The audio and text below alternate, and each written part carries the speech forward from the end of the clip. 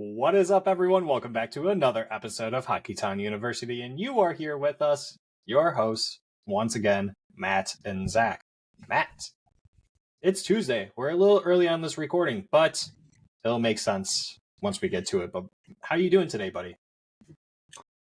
I'm doing great. The Lions won their first playoff game in 32 years. I didn't think this moment would ever happen. I don't know about you, Zach, but I'm man enough to admit that I shed a tear. I'm sure you did too. Like that was an absolutely beautiful moment, and the fact that we beat Stafford in his former home, that just makes it even sweeter. And as for the rest of the week, apparently I live in a freezer now. Yeah, it's really cold here, and I'm not a fan of it.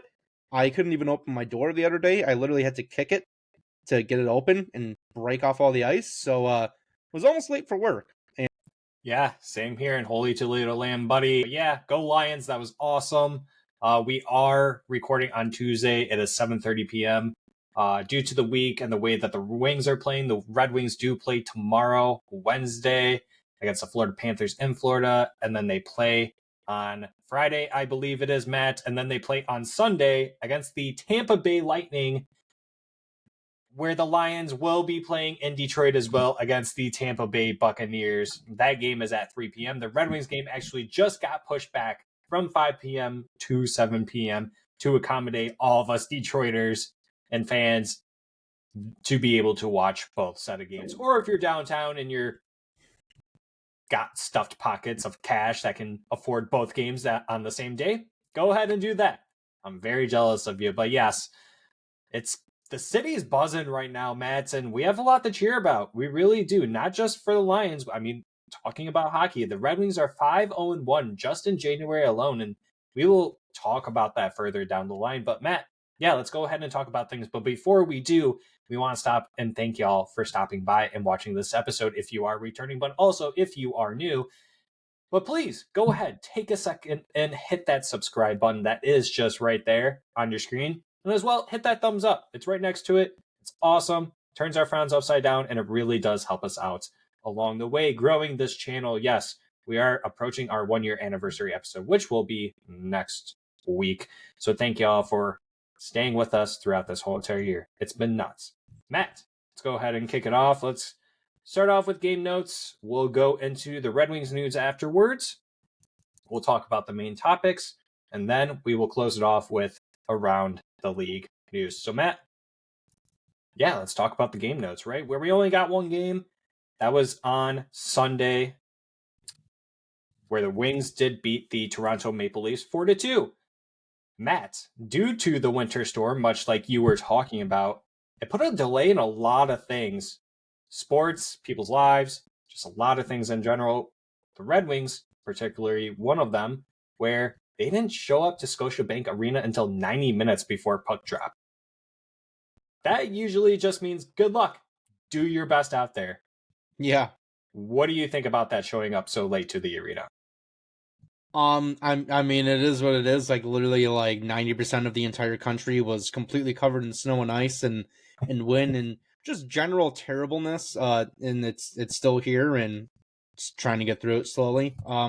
But yeah, as for like how the game went for the Wings, like we should be late to games more often. Like that was one of the best games they've played all year. I don't know if like the Red Wings played good or this is just going to add to the long list of Toronto embarrassing defeats, because how do you let a team that was literally like almost an hour late to the game wax you like that 4-2? I don't really understand it. There's something in the water up there in Toronto. It was a really great game. I know that we haven't gotten into it yet, but I do just want to say that I think if you're giving a game puck to anybody, like Dan Campbell gives the game ball to the Lions players, you give it to James Reimer. He was really damn good. Yeah, I mean, he really showed out. Yeah. This game really was battle of the worst goaltender in the NHL, but really battle of sixth worst. Yeah. Battle of the fittest between these two goaltenders. I mean, yeah, all jokes aside, these two are one of the worst goaltenders in the NHL, but it was a battle, Matt. It really was going back and forth. I mean, scoreless first, you go into the second, you're down, and then you go into the third and you climb your way back up with 3 goals. It was a great game. So let's go ahead and talk about that. Yeah, arriving late, 90 minutes right before puck drop, not great, right? Reimer and net. Luckily, Samsonov is at the opposite end. Derek did the notes for us this game, guys, so bear with me here, please. Patrick Kane does leave early in the first after taking a weird hit to the hips on the boards. Then he goes into the boards when he's back checking, and he just kind of fell a little weird. The opposing player, I can't remember who it is, Matt. The opposing player almost kind of like, I think it was his stick. Kane kind of like his skates hit like the post too on the net, and Kane went into the boards. I don't know. Coach Lalone said that it was not a hip thing, and he did say that he's going to miss the rest of this week while the Wings are out on their trip playing against the Panthers and the Hurricanes. So are you afraid that this is going to be long-term for Patrick Kane, or are you just kind of riding the waves, just waiting to see what the response is? I mean, just given the fact that Kane is coming off major surgery and, he's already getting older, he's in his mid-30s right now, like, even the most minor things can definitely sideline you for a little bit. I think the good news is that he is at least out until the end of this road trip, which will be only 2 games, so I guess we'll see what his status is after that. So it's really good news that it's not the hip. I mean, you really, like, when you hear the lower body injury, that's exactly where you go to. You just say, oh God, please, no, not the hip. Luckily, it's not. I really hope that he can get back out there because he's been a very important player for us, and he's been honestly a really big reason why this Wings team has gone undefeated in regulation. So yeah, I really I hope we can get back soon. I guess we'll just have to wait and see.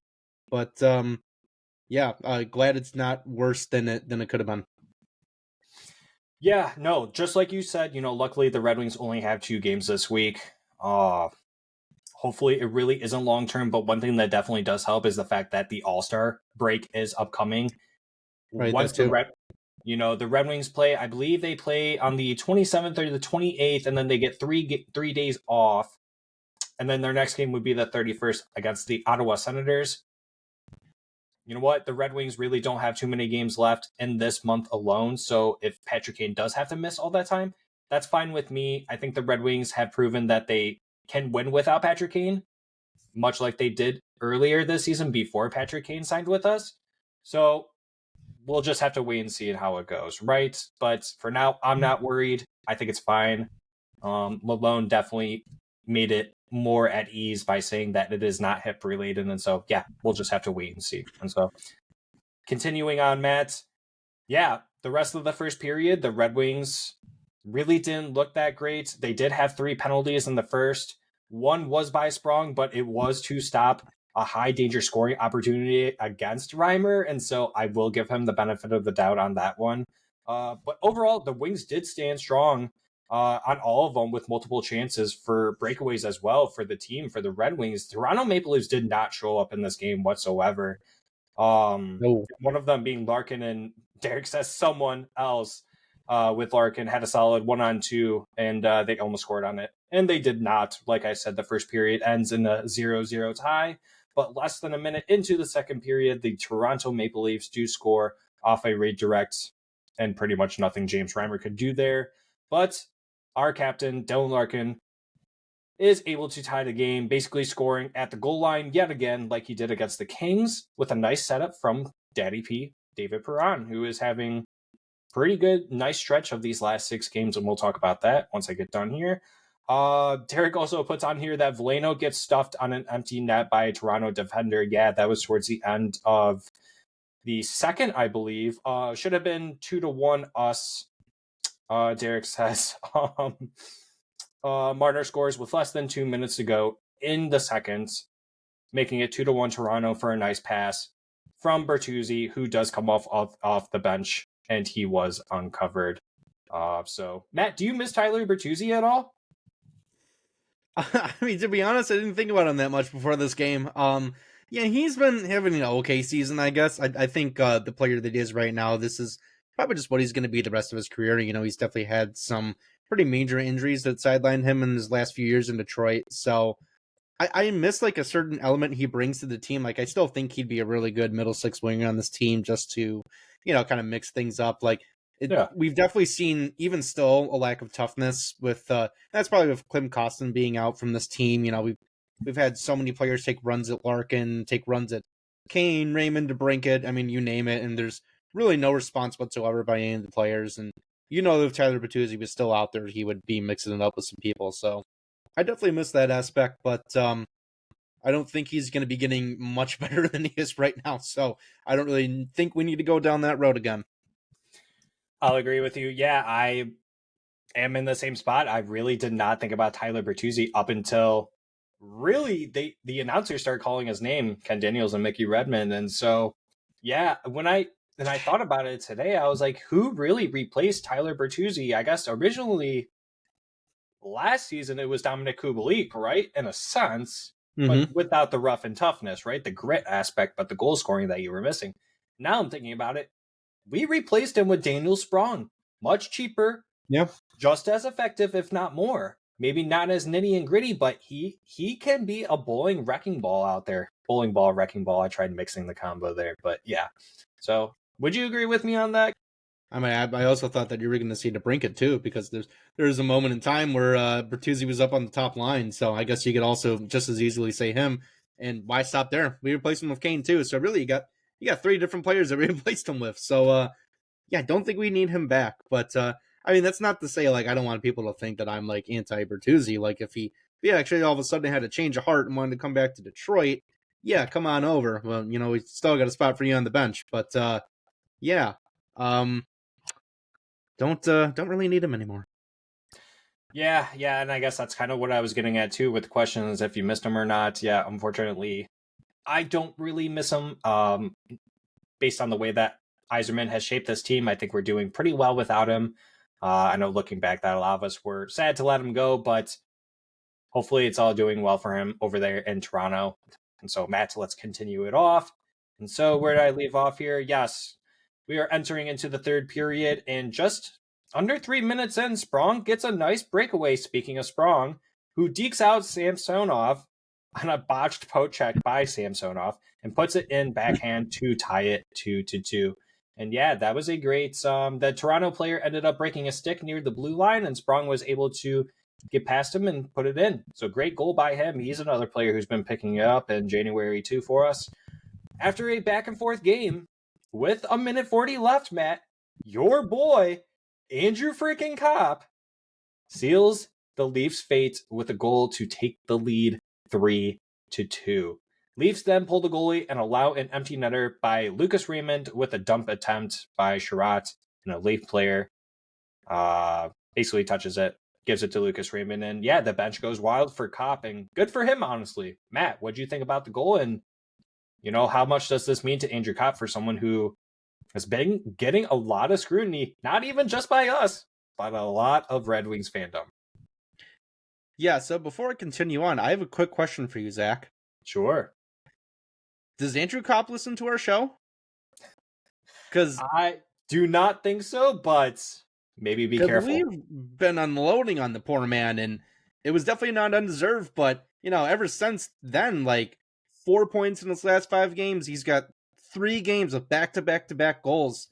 I mean, he's all of a sudden just getting activated right now. And, I mean, honestly, we really like to talk about his lack of production, and it's definitely a central theme. But, I mean, he is still pacing to be around a 40-point player, which you go back and look through his career, that's pretty much all he's been his entire career. So there's really nothing that you can point at and say well, he's just way worse off now. It's kind of just who he is. This is kind of par for the course, which, I mean, people bring up his contract. I get it. He's probably never going to play to the level of what we're paying him, but that's a topic for another day. That was just what we had to pay to get him. But yeah, he's definitely looked a lot better. I mean, he's gone from a guy who had his name in some trade rumors, and now he's kind of quickly becoming one of our most important players with the play that he has now. And, I really hope it's not a fluke. I honestly don't really think it is. I hope he keeps it up, because him playing like this in our bottom 6, that really gives us that really big scoring depth punch that we need. And you're going to need that to get into the playoffs. And, we talked about Patrick Kane being out, how that's a big missing piece, but our depth performing the way that it is, even with some injuries, that's a big part of the reason that we're 5-0-1 in the month of January. So, yeah.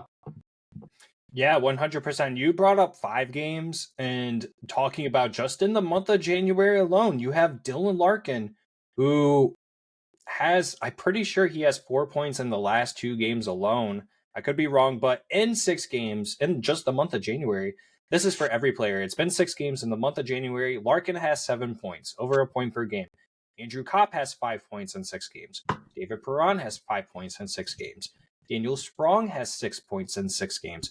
And then even someone like Jeff Petrie has 3 points in 6 games. The defense really hasn't been adding up He's to the listening point too. streak, but the defense has been playing shutdown. Every game so far this month, in the month of January, the Detroit Red Wings have only allowed 3 or less goals. They have not allowed 3 or more goals this month. I'm pretty sure that even dates back to the game against Boston. So technically, it's been 7 games where they haven't allowed 3+ goals, which is awesome. The whole team is finally starting it to turn it around.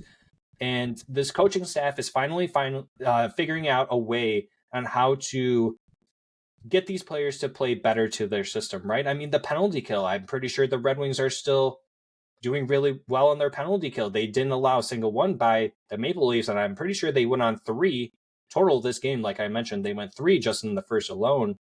I'm pretty sure now they're 0-25 entering the Kings game. I think it was 0-22 or after the Kings game, Matt. So special teams are killing it. The whole team is buzzing and they're staying hot during this frozen tundra in January. And so the Red Wings are doing exactly what I asked for them to do before the new year, basically go on a 10-game winning streak. And they're doing it 5-0-1. So yeah, Matt, overall, with this game, honestly, I think this was one of the best games the Red Wings had ever played. Kind of like how you said it too. And they should do this more often. Show up to away games later more often where you only have 90 minutes until puck drop. Oh, Because it no, worked out for them. let's not even stop there. Show up to your home games later. Like literally like when the fans are seated and they have their super slice in their hands and their $25 cup of beer, like literally don't even come out of the tunnel. I want everyone to be like, what's going on? Did we pick the right day? Were the Pistons supposed to play today? Why aren't they on the ice yet? And then you can show up and then you'll probably win 7-0 and just get into the playoffs that way. I think they found a good winning formula right now. And I'm actually happy you brought up the penalty kill because that's an insane stat. I think there was one power play goal from the LA Kings during that game, but other than that, they've been perfect.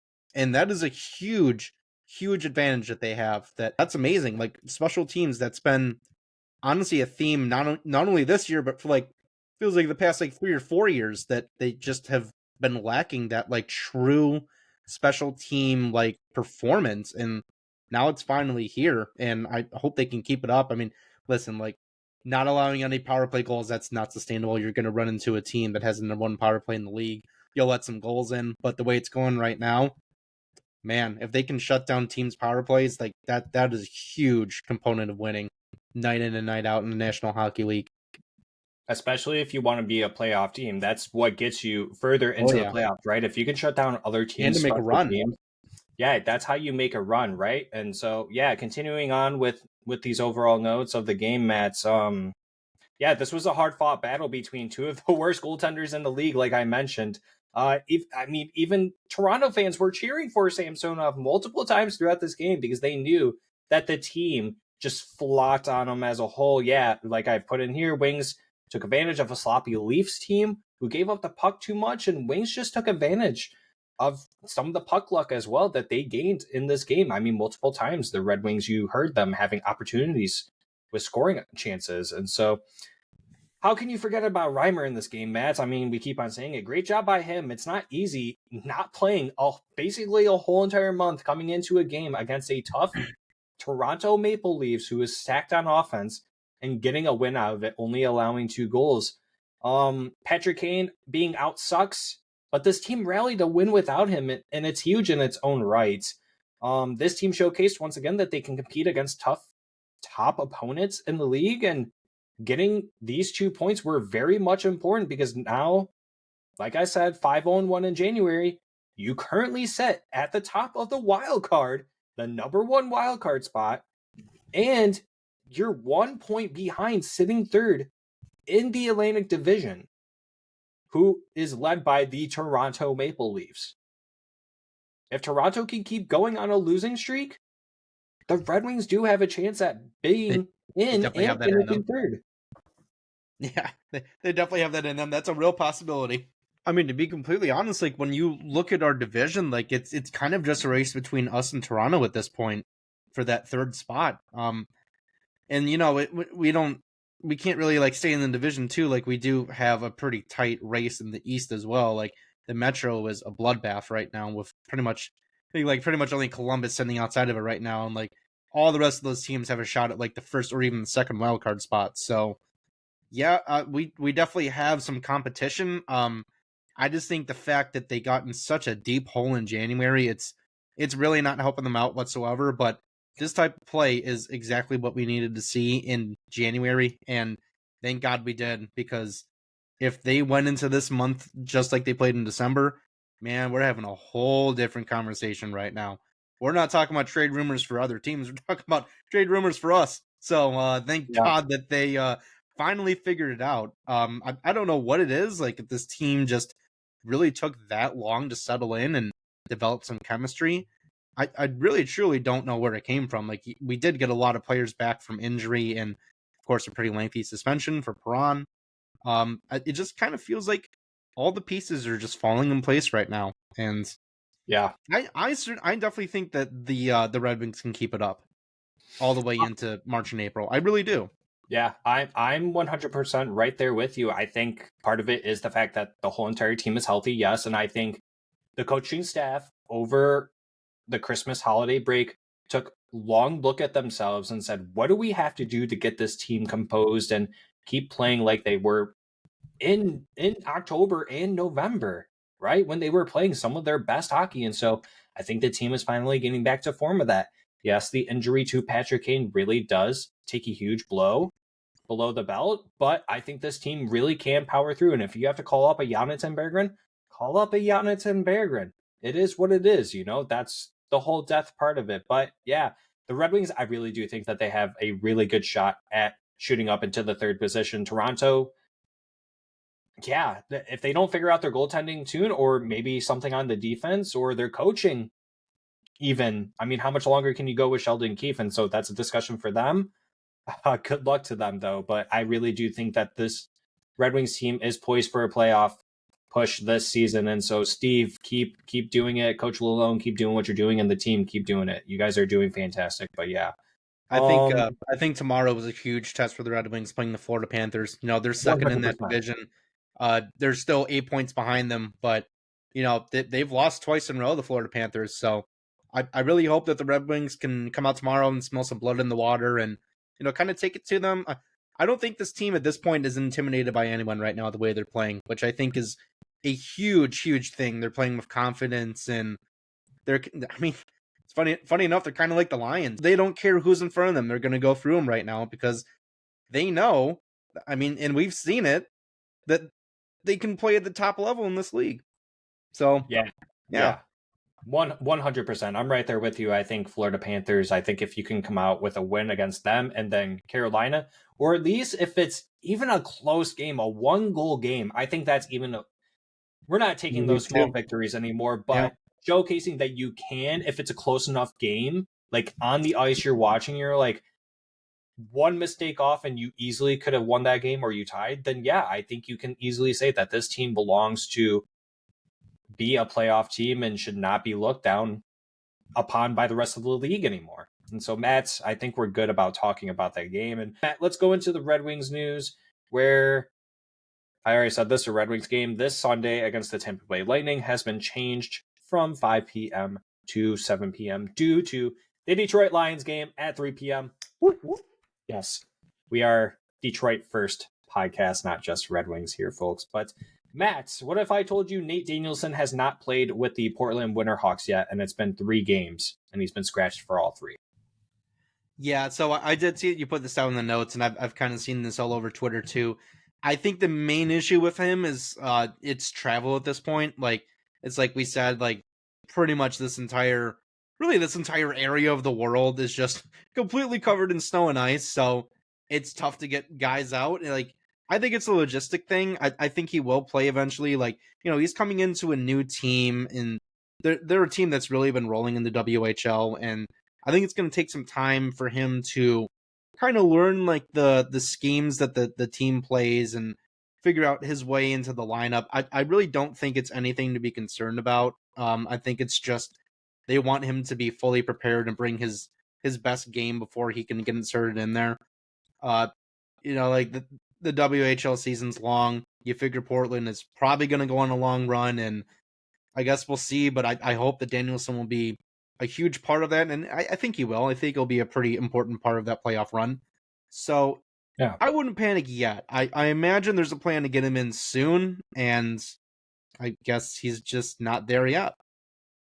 Yeah, I mean, there's really not much to think into it, right? I mean, we literally just went through a brutal winter storm, and this guy is pretty much going cross country, right? He's going from one side of Canada to the other, basically into the United States and Portland, right? And so, yeah, just a lot of travel. It's logistics based. I mean, he's pretty much packing up his whole entire life, where he's been in Brandon for the last 3 years, probably plus, going to a new team where he might know some people, but really doesn't know the area, doesn't know the team very well. And looking at it from Portland's perspective, why should they have to rush Nate Danielson?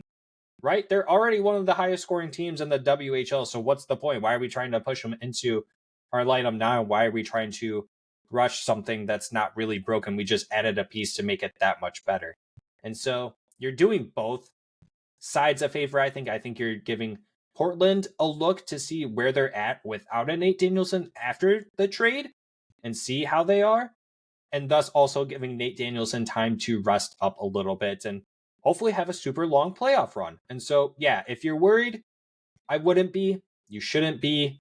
Just give it a couple more days. Let Mother Nature do its course and its thing. Let it get back to at least the 20s like it's going to here tomorrow. And I think we'll be hearing Nate Danielson's name on Twitter, wherever it is, on TV, with the sirens going off that he scored a goal. Maybe even a hat trick. Who knows? Maybe an assist hat trick. Who Let's knows? say it Whatever right you now. call How about this? Even better. How about a Gordie Howe hat trick? He gets in a fight.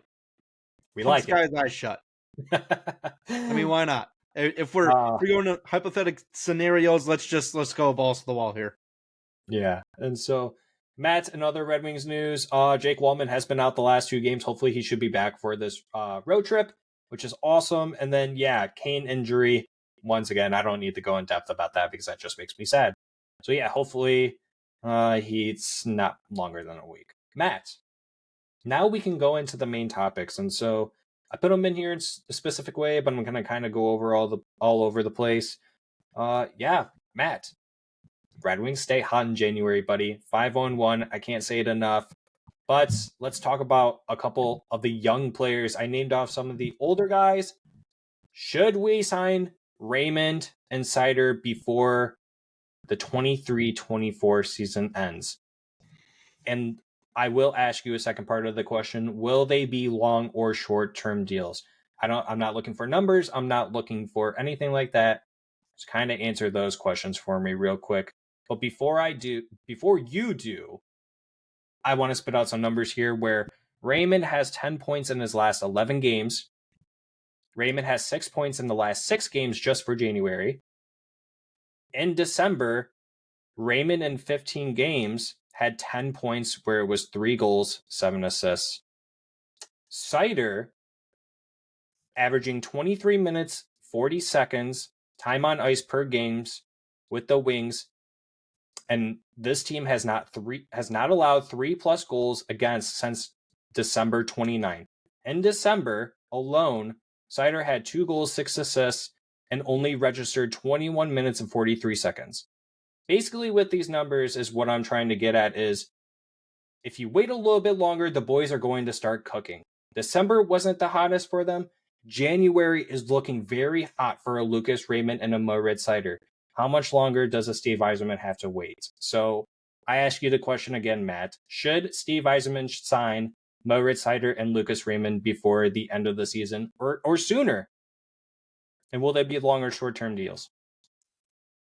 Yeah, so I think if you're Steve Yzerman, you probably would want to do it now rather than later. But What I think he'll do is just wait until the summer, to be honest. Yeah. His team is going to have a lot of money in the summer, and they will have some expiring deals that will kind of open it up a little bit, but you'd like to figure that maybe you're going to re-sign a Gostisbehere, maybe a Daniel Sprong, and all the rest of the expiring deals. Maybe those get traded or leave, or who really knows what's going to happen in the future. But regardless of that, the Red Wings will have more money to work with. I think they're going to be pretty long-term deals. Like the cap this offseason will have gone up by, I think it's going to go up by $1.5 million or $2 million, something like that. So it will It's have like gone up 4 on that. million, buddy. How much is it? It's like 4 million. Oh, is it that much? Oh, It's wow. going from 83.5 to 87.5. Okay, so yeah, even better. So, I mean, if you wait until the offseason, you're not really putting yourself in a much worse situation, to be honest. Like, I mean, if you're Raymond and Seider, you're putting yourself in a great situation. Like, you have a full body of work over a season to say, like, hey, look at what I did for you, not only this season, but the past 2 seasons. Now I'm off my deal, and I want my money. So I think it'd be fine if they wait until the summer. I really do. I don't really see any reason to rush into it now. This team at the moment is cooking. I hope they will continue to cook. I think they'll continue to cook. And I don't really see any reason to mess with that. Just let the team play their game. We don't need any outside distractions of, oh, what's going on with these contracts? When are we going to get these guys signed? What are they going to be making? Let's wait until the offseason and worry about that. There's no need to handle any of that business while the boys are focused on playing. There really isn't. I would be lying if I said that I wouldn't be worried about my next contract if I were one of these players. I definitely would. It would definitely be at least in the back of my mind, but I understand that a job has to be done, and that's being a regular NHL player. And it's in the back of everyone's mind, to be honest. It's not just them. It's everyone on the team who's on an expiring deal. Oh, yeah, 100%. And that's what I'm going to get at, too, is, I think I would agree with you. I don't think that a Lucas Raymond and a Moritz Seider are as worried about it as someone like a Shane Gostisbehere is, or a Daniel Sprong, or a David Perron, because these are guys that are UFAs, right? Where they don't know. It's uncertain for them, where Lucas Raymond and Mo Seider, they know that they're more than likely going to stay with this team. I'm 98% positive that Lucas Raymond and 100% positive that Mo Seider is going to stay with this team. Yeah, in terms of how long and for how much, yeah, that's a good question. And when it's going to happen, when they're going to sign, me personally, Matt, I think one of these two are going to sign before the end of the season. And if I think it's going to be one player, I think it's going to be Mo Seider. These last 2 games, you've heard Ken Daniels and Mickey Redmond both say Mo Seider plays better and better and better as this season continues on and as the month has continued on. If I were Steve Yzerman, I'm going and talking to Claude Lemieux as quickly as possible and seeing if you can lock him into an 8-year deal. I think if you can do that before the end of the season, I think that's a win. If you can do it before trade deadline, I think that's an even bigger win. I just don't want to see Yzerman fumble this one a little bit. How much would you be saving if you didn't wait, or if you did wait until the end of the season? You're probably saving yourself maybe anywhere from 500 to like $1 million. So 500,000 at most, maybe it's at going to least. be pretty inconsequential, to be honest. Yeah, but if I could, I would at least try to sign Mo Seider during the regular season. Is it important? Yes and no. Does he need it right now? No. But Steve Yzerman might think so before the number gets a little outrageous. A Lucas Raymond contract, honestly, Matt, I'm looking more of a bridge deal look. I'm looking more at a 2 to 3 year deal.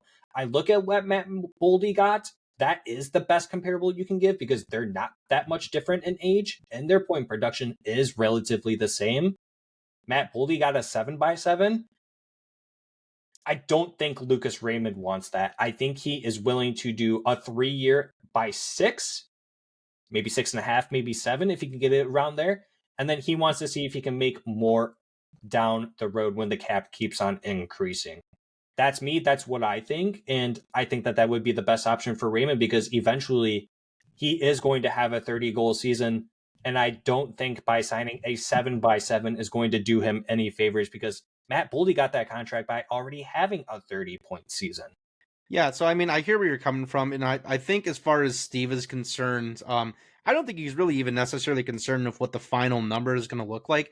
I think he just wants to lock down his two young star players right now.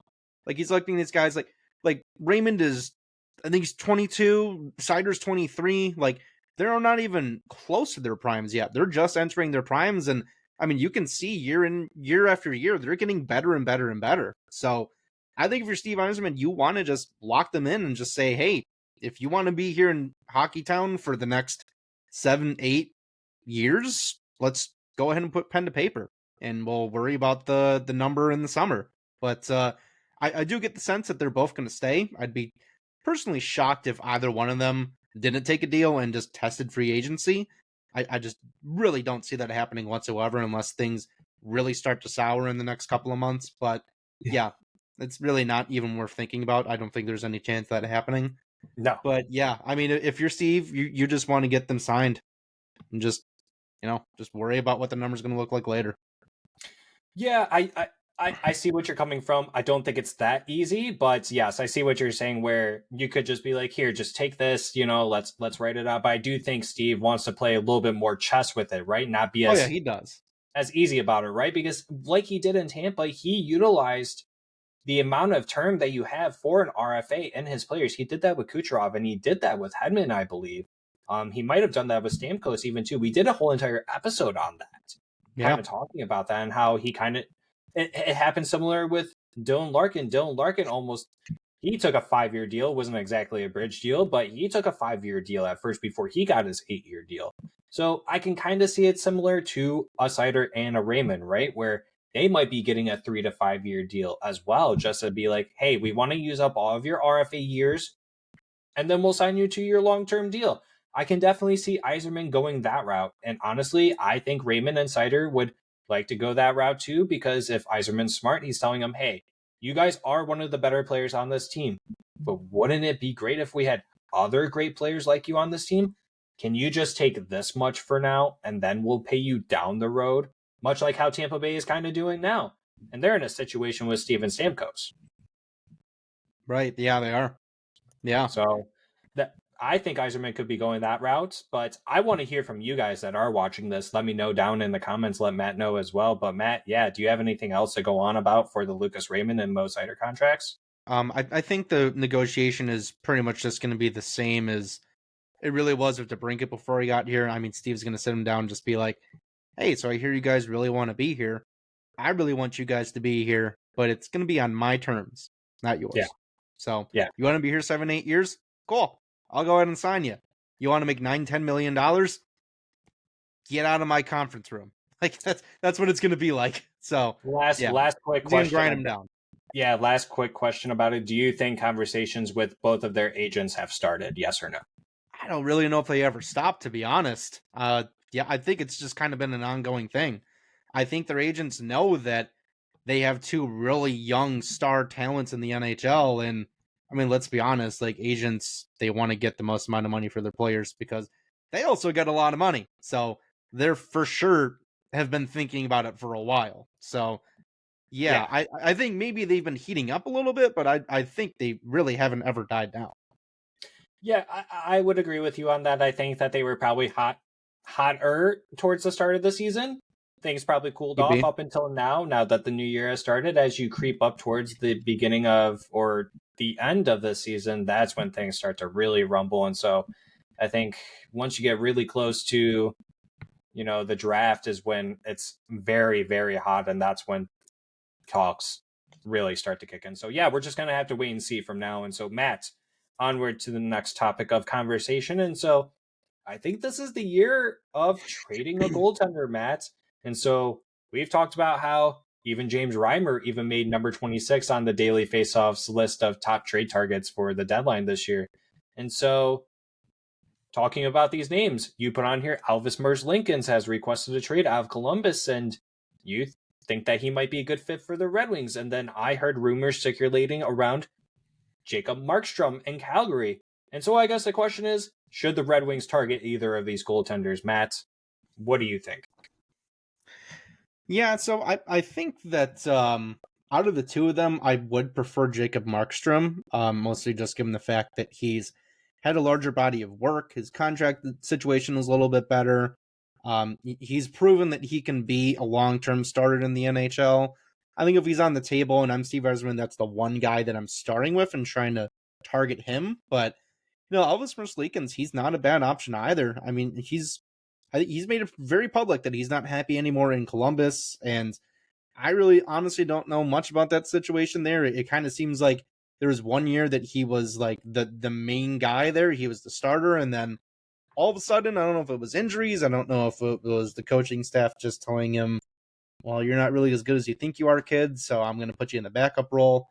I really don't know what to think about this situation, but I really think that he could be a good backup goalie, or maybe even just like a start splitter or split starter, whatever the term is. I think he could split starts pretty well with Alex Lyon here in Detroit. I really do. I think a tandem of both of them, I think they could work out pretty well for this team.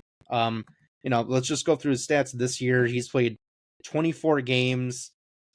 His stats aren't the greatest. 322 goals allowed, 906 save percentage. And I know you're laughing at me right now, Zach, but like, this Columbus team is not good. I mean, it's pretty much the same conversation we had with our goaltenders here in the month of December. Yeah. This team could not play defense whatsoever. You had to score 5 goals, but they'll let in 4. There's always more to one side to a story. So I think, I don't know. I think this could be a nice destination for him. Like, maybe it'll revitalize his career a little bit.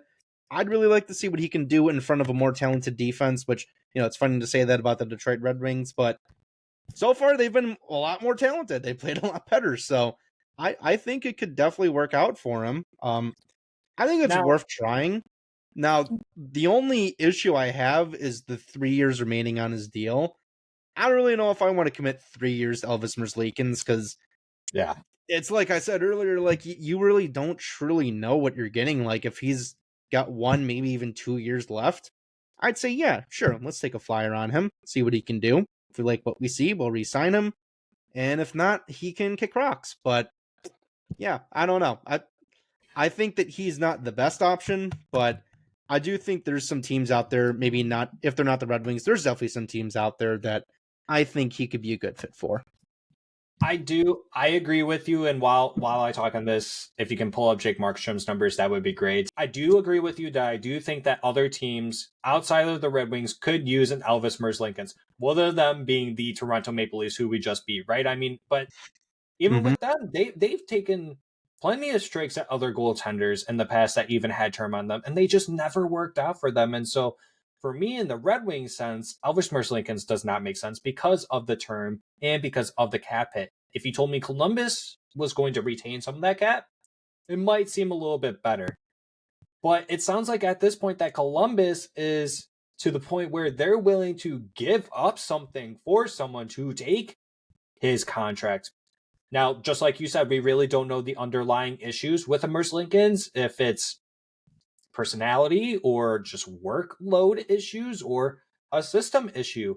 But much like the numbers that you said in the past, he has posted some pretty good numbers. That save percentage is there. The Columbus Blue Jackets aren't exactly one of the greatest teams in the NHL right now. I mean, for goodness sakes, I mean, they sit 5th last in the whole entire division, and they're a minus 31 in goal differential. I mean, that's not nearly as bad as a minus 93 San Jose Sharks, but minus 31 is a lot of goals that you're letting in, and Elvis Merzlikins, for the most part, I mean, if you even want to compare it to a John Gibson has been on a bad team lately too, and we even said that we'd be interested in John Gibson. But the difference is between that, John Gibson has more of a track record than an Elvis Merzlikins does. But yeah, I do think that there is a team out there. I unfortunately, for Elvis Merzlikins, do not think it's with the Detroit Red Wings. But if he was a UFA next year, Matt, I would be interested. It's the contract for me. So yeah, I think if you're, I mean, not even if they're Red Wings, just like any team that's out there and Columbus is trying to strike a deal with you, they might have to either include a pick, a prospect, or eat some of that salary to ship them off, because I think a lot of teams are scared off by that. Like, I really think that Elvis is better than his numbers actually show. How much better is he? I really genuinely don't know. until he gets on a new team. I couldn't tell you, but I think that contract, there's too much risk there for a lot of teams out there to justify getting a deal done for him. Yeah. All right, Matt. Let's go ahead and talk about Jake Markstrom. Is this a goalie that I know that you said earlier that this is a goalie that you'd rather get, but let's talk about the numbers and see if this actually would make sense for a Red Wings team or just in general. Let's talk about a Jake Markstrom and what he would bring to a Detroit Red Wings team. Yeah, absolutely. So, I mean, we can actually start with last year. Last year he was the starter. He played 59 games. He had an 892 save percentage. He was god awful last year. I mean, I'm surprised they even held on to him this year. I don't really know his contract situation, but I guess they said, well, if we're going to be stuck with him, we might as well play him. This year, he's actually revived his career a little bit. He's only started 26 games. He's got a 912 save percentage, 259 goals allowed.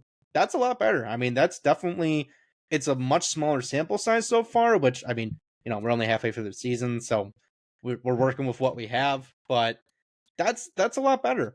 And I think that this guy, he's been a starter pretty much everywhere he's gone ever since he got traded from Florida to Vancouver. So, I mean, that this guy can handle the workload of a starter, which, I mean, if we're discussing the Red Wings situation, we need a guy who can be a starter. Like, we have 3 backup goaltenders on this roster. I mean, I guess Lyon's looking a lot better, more like a starter, but I don't think we had any intention of him being the starter when we signed him back in July of last year. So some of us joked about it at least, but no, I don't think anyone really joked had about them it, pegged.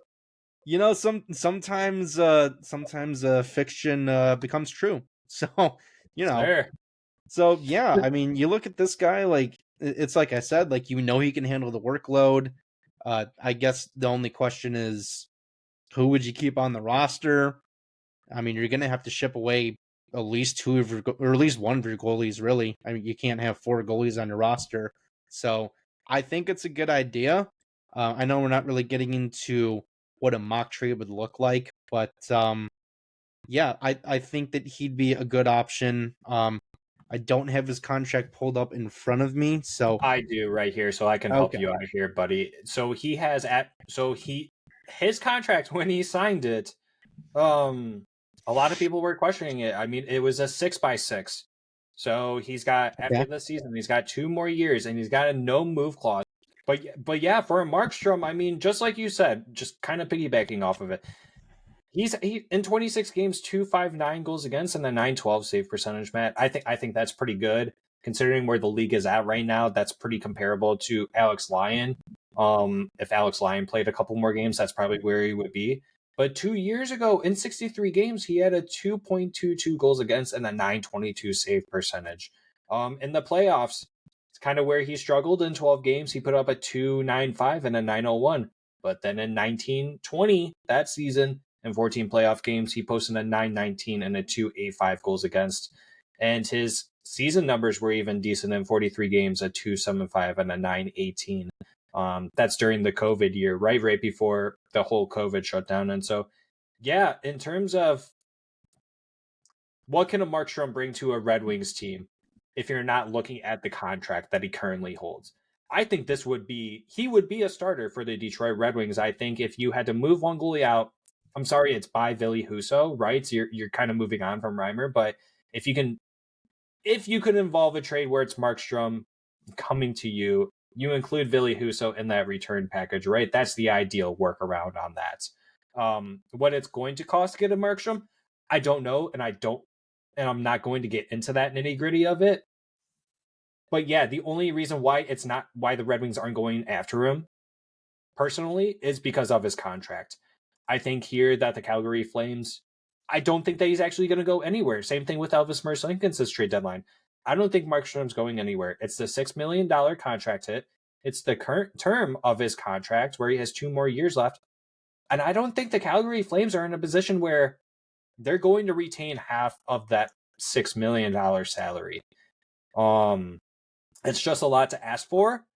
And I think the Calgary Flames are better suited to wait until the offseason where other teams have more cap and where other teams can play around and retool their rosters to fit Jacob Markstrom on their team, a playoff team, if you will. Someone like Toronto, even, Matt. I do really think that Toronto would go over Jacob Markstrom, and Jacob Markstrom, maybe he wants to stay in Canada market. Maybe he doesn't. Yeah, so I mean, you mentioned his contract, and like, yeah, $6 million with what he is right now, that is a bit of an overpayment. But here's the thing about that is if you are including Ville Husso in this hypothetical, and you're just gonna say bye bye to James Reimer in the summer, you've got Alex Lyon and Jacob Markstrom for next year. Then after that, you don't really know who's going to be on this team. I mean, the 25-26 season, we don't know who's going to be on the team playing goaltender. It could be you and I. We have literally no idea. But if you trade for Jacob Markstrom, he'll be there. And I guarantee you can go get one in free agency, or let's get crazy. Maybe Kosa's on the team. Maybe Augustine's on the team. You could always really know. Lyon too. Hey, yeah. Or it could be Lyon too. But you do know one thing, Jacob Markstrom will be on the team. So that's actually kind of what I like about that, is you kind of have that assurance for, what happens after Alex Lyon is gone. Like, sure, you could always re-sign him, and I think if he can continue on next year what he's doing this year, I'd like to see him back in Detroit, but you don't really know what's going to happen in 25-26. So that's kind of what I like about his contract, is you have a little bit of that assurance right there that you will have this guy, he will play for you, he'll give you whatever he can give you, but hey, he'll be there, so you don't have to worry about goaltender in 2025. Yeah, I'll agree with you there. Yeah, I mean, if you were to go out and get a Jacob Markstrom, yeah, you at least have that assurance that you have a goaltender, right? And so that is one of the caveats. I think for now, I'll say this again. I don't think the Red Wings trade for him at the trade deadline. I think if the Red Wings do go after Markstrom, it's in the offseason. I do think that this trade deadline, no one is going to go after a Markstrom or a Merzlikins, only because of the term and the cap hits that they both handle. Call me crazy. Maybe there is a team out there that would do it. Maybe a Toronto Maple Leafs. Somehow they want to spin it a little crazier than what they've already done. Maybe someone like, I don't know, maybe the Florida Panthers or someone. I don't know. I'm pretty much just saying names now. But anyways, yeah, maybe there's someone crazy out there right now that wants to do it, but it's not the Detroit Red Wings. But what are other teams getting in a Jacob Markstrom and an Elvis Merzlikins?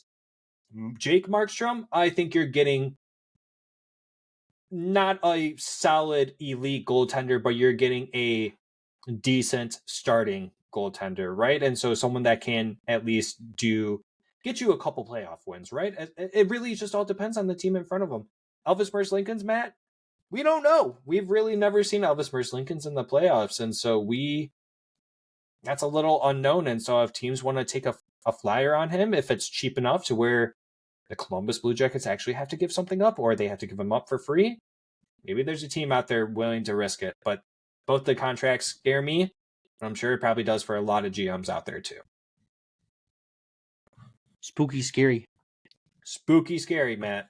And so, yeah, I think we're good on that. And so let's go ahead and take it to the Around the League news, and we're done. Another quick episode. We're getting better at these. I think also it helps that there was only one game that we had to talk about. So that definitely helps a lot. But talking about goaltenders, Matt, Marc Andre Fleury reaches second all-time in wins for a goalie. Hey, we didn't talk about him. We go get him too. But hey, he could be rumored to be traded. Who knows? Old goaltender, Marc Andre Fleury. Detroit seems to be where our main rival star players go at the end of their careers. We already have Patrick Kane. Let's go get Fleury. And hey, I don't know how much money Sidney Crosby has left on his deal. You want to come over in your final year? Be my guest. Oh, goodness gracious. Wow, wouldn't that be something? Sure would. Oh, man. In other news, Blackhawks signed forward Jason Dickinson to a 2-year, $4.25 million contract extension. Okay, congratulations. So, yeah, I actually do have something on this. It's actually kind of not really related to this. Do we know who's going to the All-Star game for Chicago? Like, it's not going to be Bedard. I don't think they announced it yet, but there is still a good chance that is Bedard because you don't need your jaw to play hockey. That is true. You skate with your feet, you shoot with your hands. you only chirp with your jaw, and he doesn't really need to do that. Right, exactly. So there is a good chance that it is still Connor Bedard, but Yeah, fair enough. your eyes and ears open, boys and girls. Who knows? We'll find out. Next up, Matt, we kind of talked about this, but not really. GM Julien BriseBois wanted to make it clear Steven Stamkos will not be traded at the deadline under any circumstance. BriseBois said he still envisions Stamkos on the team beyond the season, but those talks won't continue until the offseason. And I'm pretty sure Stamkos has already made it clear that he was not pleased that he doesn't have anything in place. And I'm pretty surprised that they're not willing to talk about those during the regular season, considering that they're having a very rough season. And this is probably, we talked about this, right? Like players like Perron, Sprong, and Shingospierre, in the back of their heads, this probably is saying something to them. You're in UFA. What's going to happen? Steven Stamkos has been through this once already with Steve Yzerman.